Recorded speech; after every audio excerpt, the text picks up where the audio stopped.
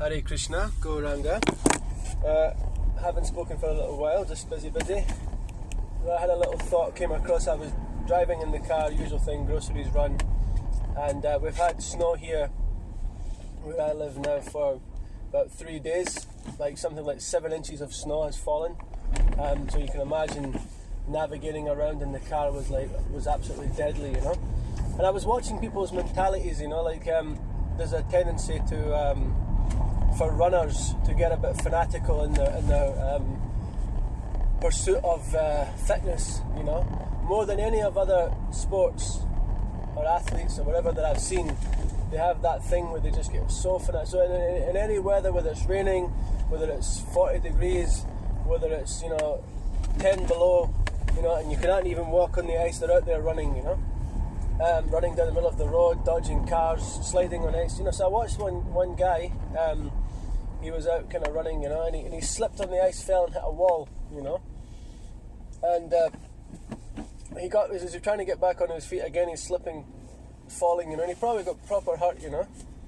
And then I was thinking, wow, you know, this is in the mode of ignorance, you know, because in the Bhagavad Gita, Krishna talks about that he says that activity which seems like poison in the beginning but is nectar in the end, that's the mode of goodness.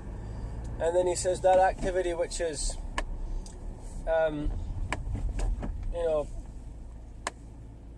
nectar in the beginning but poison in the end, that's the mode of passion, because it seems like it's very pleasurable but it ends up in having further entanglement and so on and so forth.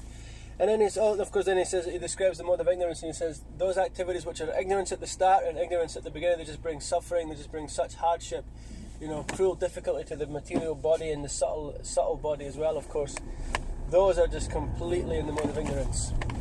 And another thing I kind of saw as well that I thought was quite a funny thing is to that degree that we have to maintain these things. So one woman was walking down the road, and on one hand she had her shopping bag, so of course naturally you have to maintain the body, eating, sleeping, mating and defending. So you have to have, you know, you have to buy some food. Even during this COVID pandemic, we're in the 3rd lockdown now, that's one of the absolute essential trips that you have to go out and get groceries. So she was walking with this big shopping bag, which will be really heavy to carry. Everybody knows, of course, if you don't shop, you know, if you don't go in your car to the groceries, you know, carrying bags down the street with potatoes or carrots or whatever it is that you buy isn't the most pleasant experience in the world, you know. Everybody's done it at least once or twice, you know. Even people that have cars or have, you know, deliveries to their door and so on and so forth, they probably at least once or twice carried groceries, right?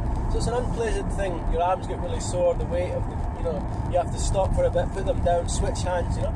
So on one hand she was carrying her shopping bag, on the other hand she was carrying this big massive bag of cat litter.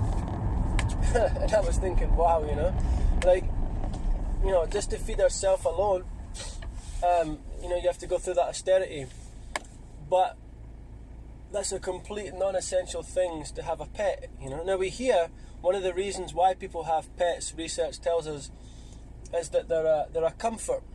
They're used as like, you know, ways to bring down blood pressure and stress levels and to unite families and, you know, so many other different variations of this concept, you know. But where have we come, and this is the question that you would ask, where have we come to in the material world and you know, in civilization, that we're so stressed, so freaked out that we need to have pets, stroking cats or stroking dogs or cuddling budgies or feeding fish or whatever it is, you know. People even having exotic animals like snakes and tarantulas and lizards and whatever it is, you know. They have all these wonderful, weird and wonderful things, you know. I saw one on Instagram, there's a whole set of posts from someone who has like 400 different kinds of tarantulas, and she's got them all pictured. And I was thinking, wow, you know, what we do in the material world to try and keep ourselves, keep the pleasure coming, you know. Now we know that in the pursuit of higher nature, i.e. Krishna consciousness, it's not easy. Prabhupada said that. He said to the devotees in the early days, you know, the 66, 7, 68, you know, He said, I tricked you. He said, I told you it was just a case of just chanting Hare Krishna and come just be here, you know. But there is many more things that need to be done. There's preaching to be done, there's all this austerity, renunciation, so on and so forth. But actually, that pursuit of Krishna consciousness, although seemingly difficult, is bringing the highest pleasure to not just the material body, but to the soul, to the senses, to the mind, to everything, you know, and ultimately to the Supreme Himself. And if you please Krishna, then you have everything, you know. Just like if you're working and you're pleasing your manager or your company at work, if you're pleasing them, then you maybe get bonuses. And it's not guaranteed, but there's a possibility. There's at least more possibility from that of bonuses or advancement in your career, possible higher job roles, maybe even management roles down the line, you know. Maybe even one day you become the CEO or whatever it is, you know. But still, that's the simple point is there, that it's by pleasing the authority, by pleasing the top, the head, then you please the rest, you know. Just like when you have to feed the body, you can't feed it through the hand, you can't feed it through the foot, you can't put it directly to the belly, you have to put it in the mouth. So the head feeds the rest, you know, the head gives the potency to the rest. So Krishna's that head. Ishvara Parama Krishna Satchidananda Vigraha Nadiradir Govinda Sarva Karana Karanam, you know. The Supreme Person of Godhead is Krishna, yeah? And then by serving Him, everything else falls into place. So this huge austerity that we put into in the material world, although in many ways necessary, can be balanced out and can be purified in that sense by making sacrifice. And that sacrifice isn't, you know, something hard, something austere, something horrendously heavy on the body or on the mind. It's actually very sweet.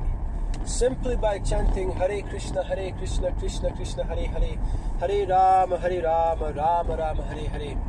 You know, 16 rounds a day minimum, you know, following 4 regulative principles, you can achieve that which is very rarely achieved, is to go back to Godhead, you know, our supreme original state. Yeah. So what a wonderful opportunity we have, you know.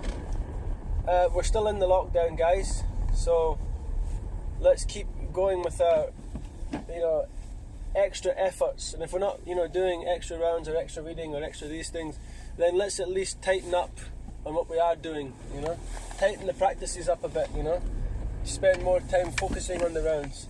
Spend more time hearing, you know, hearing the classes. Take notes is another good thing. I heard recently one devotee, actually, a senior devotee, had passed away, and his son, who's also a devotee, had, you know, he'd been going through all his dad's stuff, you know, and just cleaning it all out, and, you know, this is all the sad thing, you know. And then he saw his dad's diaries. He had been taking all those notes, and it was thousands and thousands and thousands of pages of diary notes on classes by Prabhupada, by his Guru Maharaj, by other senior speakers, you know. And he was just taking such extensive attention to hearing Krishna Katha. So that is what we can do during COVID. Srila Prabhupada Ki Jai, Nitai Gaura Premanandi Haribo.